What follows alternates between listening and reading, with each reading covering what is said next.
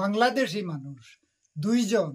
এরপরে গিয়া বিএসএফ ফৌজিরা কইছে যে রাখিয়া যাও, তখন তারা রাখছে না, ও গিয়া তারা তার মন্দির কিনারও ঢুকছে। আর আমরা 2 জন মানুষ পিছনে আসলাম, তারার রাইফল বা হাতে দিয়ে করিয়া মারছে অস্ত্র দিয়া। আপনি জখম হয়েছেন? হ্যাঁ, আমরা পিছনে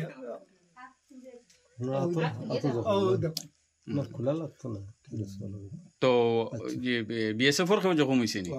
বিএসএফ এর জখম হয়েছে। আর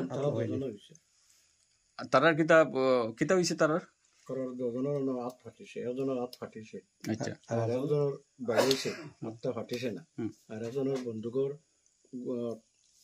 রাইফলের তখন ফাটিছে, রাইফল একটা ভাঙছে। কিতা দিয়ে আক্রমণ করছে তারা?